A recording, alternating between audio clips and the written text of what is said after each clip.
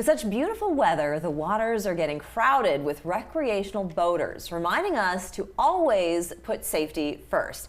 Joining us ahead of National Safe Boating Week is Lieutenant Junior Grade Colin Morgan, Living Marine Resources Officer with the U.S. Coast Guard, and Scott Suspaniak, Recreational Boating Safety Specialist with the U.S. Coast Guard's 7th District. Gentlemen, great to have you both with us.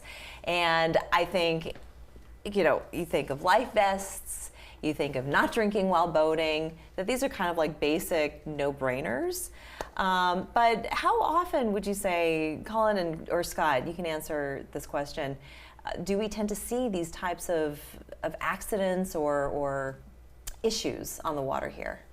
Well, here in South Carolina, we're had a good trend last year with fewer fatalities, some fewer incidents, but no matter how often, if one person dies in South Carolina, that's one person too many. So we're just really here to push home the message that a safe boater is a happier boater that's having more fun, and there's a few key ways that they can be a safer boater. And your particular district, it covers all the way from, is it South Carolina to Puerto Rico? Yeah, so I'm pretty fortunate to have a job that takes me to South Carolina, Georgia, Florida, Puerto Rico, and the U.S. Virgin Islands. I see. Wow, yeah. All the way down to the U.S. Virgin Islands. Yes. So a lot of activity, obviously, between here and there. Yes, especially South Florida, but as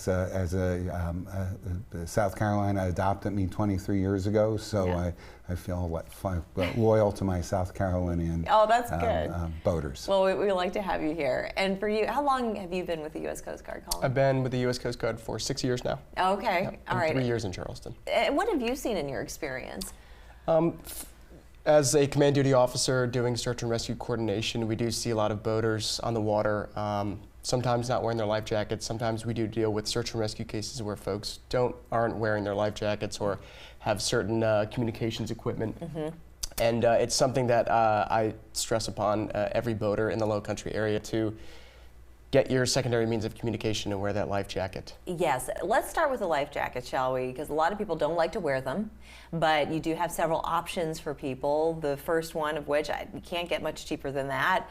It's bright orange, so it serves its purpose, but is this sort of kind of the base level that you should use when you're going out on the boat? And should you wear it all the time? Those orange life jackets that you buy inexpensively, $7 last week,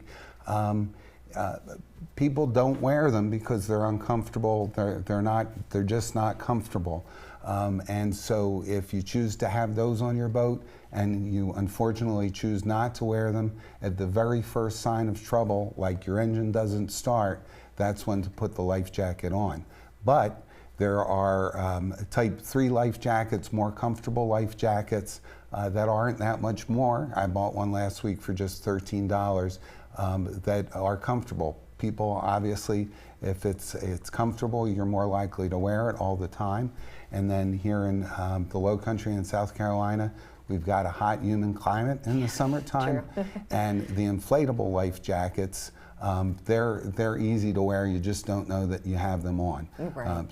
And make sure the children are wearing theirs. Definitely. At less than 13, you're required by federal and the state of South Carolina law for those folks to wear life jackets at all times on deck. And education when it comes to boating. People are so excited about getting their boat, getting it out on the water, but they lack the education. So where should they go to learn? Absolutely. In the Lowcountry, we have a lot of boat owners, a lot of new boat owners, a lot of new recreational boaters. So one thing you can do if you're eager to get out there but you want to learn first is to go to the website gocgaux.org.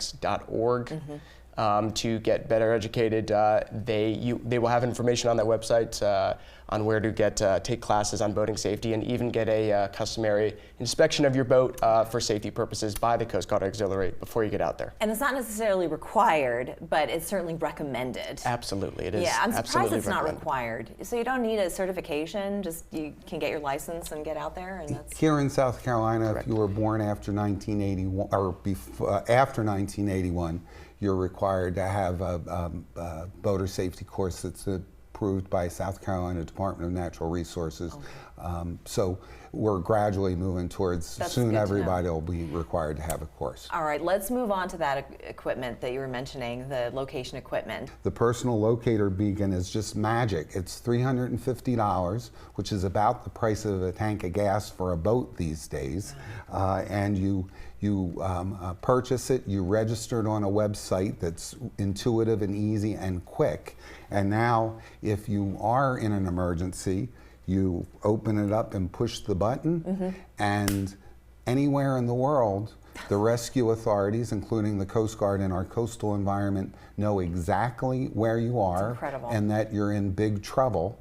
And they'll make a phone call to you, the registered owner, and if you don't answer, they'll make a call to your emergency contact, and they might say, yeah, they went boating offshore or kayaking inshore or wherever they are. But either way, they'll be able to find you. But they'll they can know send someone out to get if we don't make contact over the phone, Yeah. we're going to start with boats and helicopters and find you. $350. It is definitely worth its weight in gold. Scott and Colin, thank you so much for sharing with us. Safety first, everybody. It's beautiful out there, but enjoy it.